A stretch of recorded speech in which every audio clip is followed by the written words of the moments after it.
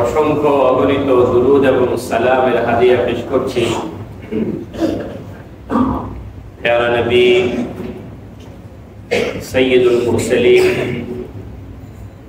সৈয়দুল কাউনাইন ওয়াস সাকালাইন নবী মুহাম্মদুর রাসূলুল্লাহ সাল্লাল্লাহু আলাইহি ওয়াসাল্লাম। সম্মানিত দিনদার পরহেজগার মুসল্লি ভাইরা, হজের মাস চলছে। পৃথিবীর দিক দিগন্ত থেকে আল্লাহ পাকের আশিকরা আল্লাহ পাকের ঘরের দিকে ছুটছে। আল্লাহ রাব্বুল আলামিনের ঘরের সামনে যেতে পারা, এই হজের সফরে যেতে পারা, এটা একটা সৌভাগ্যের বিষয়।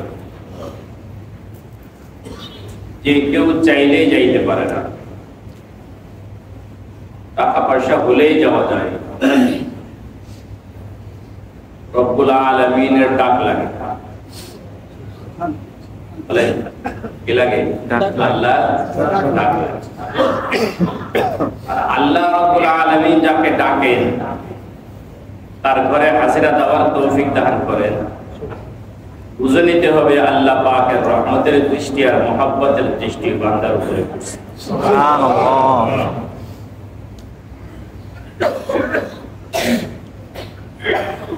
আল্লাহ রাব্বুল আলামিনের কাছে দোয়া করতে থাকি, চেষ্টা করতে থাকি আল্লাহ পাক যেন আমাদেরকেও ডাক দেন, আমাদেরকেও হাজিরা দেওয়ার তৌফিক দান। আমিন।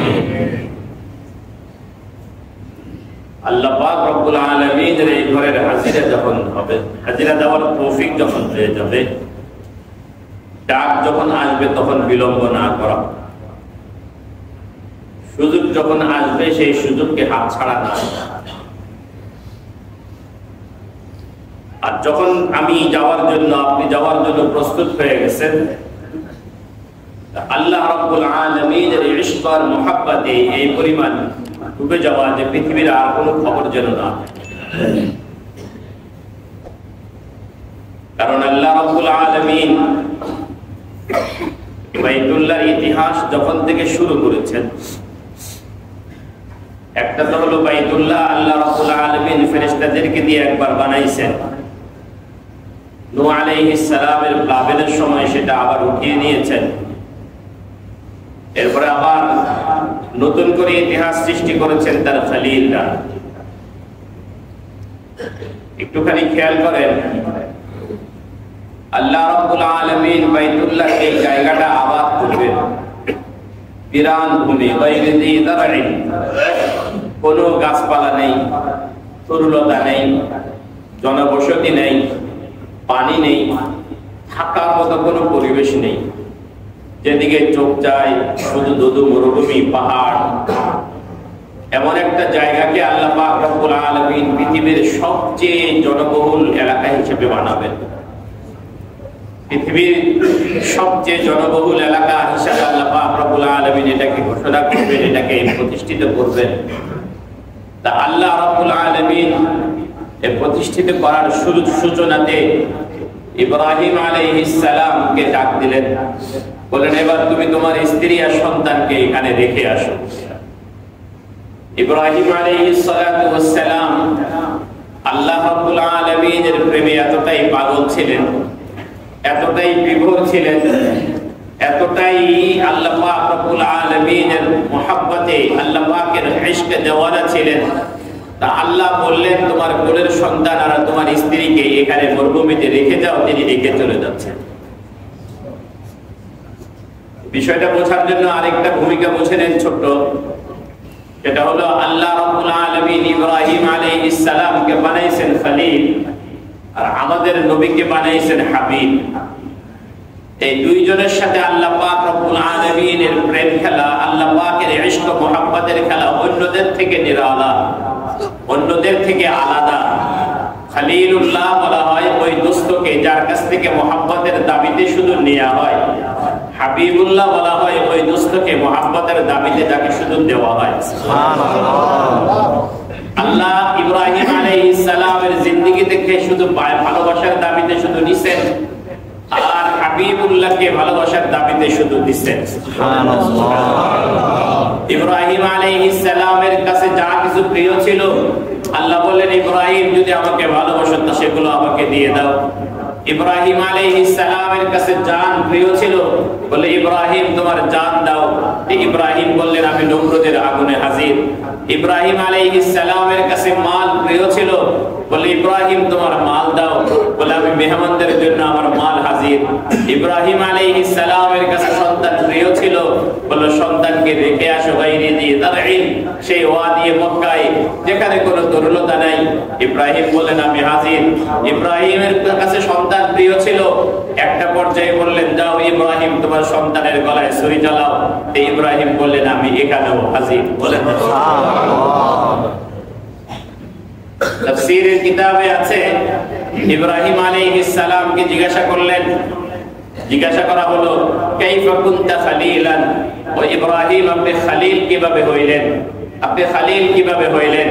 ইব্রাহিম আলাইহিস সালাম জবাব দিলেন বদলতু নফসি লিন-নিরান ওয়া ওয়ালাদি লিল-কুরবান ওয়া মালি লিল-দাইফান ওয়া কলবি লির-রহমান ওয়া হা আনা দা খালিলুর রহমান। বলে আমি আমার নিজেকে আগুনের মধ্যে আল্লাহর জন্য পেশ করছি, আমার সম্মানগুলোকে মেহমানদের জন্য উৎসর্গ করেছি, আমার সন্তানকে আমি কুরবানের জন্য পেশ করেছি, আর আমি আমার হৃদয়টা রহমানের জন্য যখন খালি করে দিয়েছি তো রহমান আমাকে খলিল উপাধিতে ভূষিত করেছে। সুবহানাল্লাহ। দেখেন আল্লাহ রাব্বুল আলামিন ইব্রাহিম আলাইহিস সালামের সাথে যে প্রেমের যে খেলা শুরু করলেন, তো বললেন তুমি তোমার সন্তানকে রেখে আসো। তো ইব্রাহিম আলাইহিস সালাম রেখে গেলেন।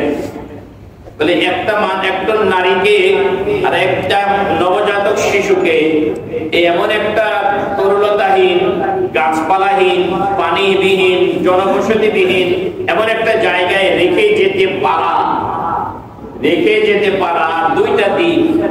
একটা হলো আল্লাহ রাব্বুল আলামিনের উপরে এই পরিমাণ আস্থা আর বিশ্বাস, রব হিসেবে আল্লাহ যে পরিচয় দিয়েছেন সেই পরিচয়ের উপরে এই পরিমাণ বিশ্বাস। উনি জানতেন যে আমার আল্লাহর নির্দেশে যদি আমি এখানে রেখে যাই তা না আমার স্ত্রীর কোনো ক্ষতি হবে, না আমার সন্তানের কোনো ক্ষতি হবে। সুবহানাল্লাহ। এটা বিশ্বাস ছিল।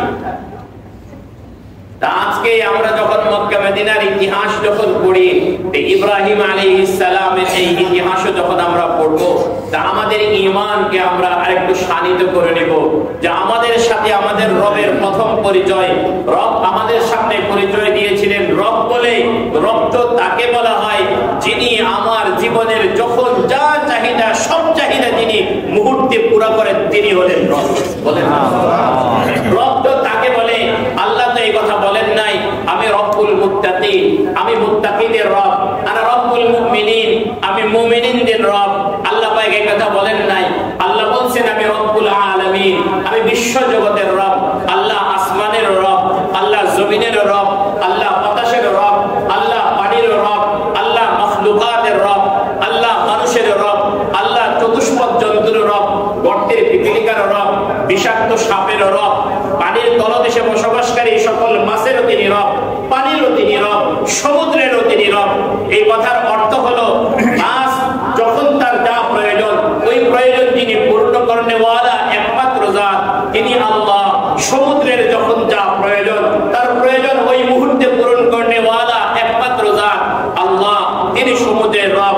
বাতাসের রব, বাতাসের যা চাহিদা বাতাসকে তার চাহিদা পূরণ করে দেওয়া যেই সব রসত্তার একমাত্র ক্ষমতা তিনি আল্লাহ। তিনি বাতাসের রব, তিনি মানুষের রব।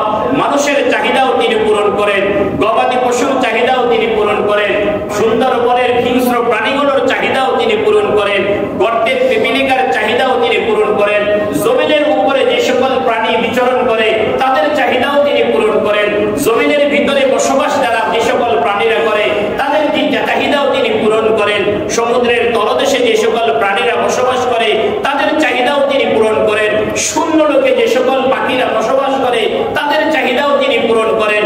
মাখলুকাতের চাহিদা